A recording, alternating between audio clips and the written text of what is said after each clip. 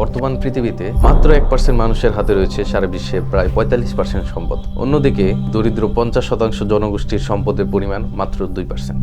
একসময় মুসলিম বিশ্বে ধনীরা জাকাত নিয়ে ঘুরে বেরিয়েছে মাইলের পর মাইল, অথচ তারা খুঁজে পায়নি দরিদ্র কিংবা মিসকিন। আপনারা দেখতে পাবেন বিভিন্ন সময় দুর্ঘটনায় নিহত ব্যক্তিদের পরিবারকে 20,000, 25,000 এরকম করে টাকা দেওয়া হয়। অথচ আপনারা কি জানেন, আজ ইসলামী বিচার ব্যবস্থা থাকলে এই সমস্ত দুর্ঘটনায় নিহত ব্যক্তিদের প্রত্যেকের পরিবারকে কয়েক কোটি করে টাকা দেওয়া হতো। আজ অভিভাবকরা লক্ষ লক্ষ টাকা খরচ করে হলেও তাদের সন্তানকে ভালো শিক্ষা প্রতিষ্ঠানে পড়ায়, অথচ ইসলামী শিক্ষা ব্যবস্থায় সব ধরনের খরচ বহন করেছে শিক্ষা প্রতিষ্ঠানগুলো। আমাদের এমন এক শিক্ষা ব্যবস্থা ছিল যে ব্যবস্থায় বিস্ময়কর শিক্ষা বিপ্লবের আলো মুসলিম বিশ্বকে আলোকিত করে ছড়িয়ে পড়ে অন্ধকারাচ্ছন্ন ইউরোপের বুকেও।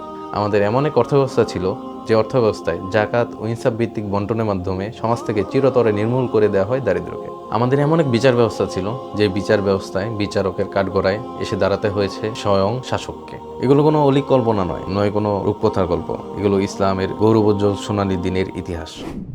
জুলুমে ভরা বিশ্ব আজ কাঁদছে, মানবতা ধুঁকছে দিকে দিকে। মুমূর্ষু এই পৃথিবীকে বদলে দিয়ে আজও যদি প্রতিষ্ঠা করতে চান সেই সোনালী সমাজ, তাহলে জানুন ইসলামী সভ্যতার অন্যতম 3টি স্তম্ভের উপর রচিত ইসলামী শিক্ষা ব্যবস্থার ইতিহাস, ইসলামী অর্থ ব্যবস্থার ইতিহাস ও ইসলাম বিচার ব্যবস্থার ইতিহাস।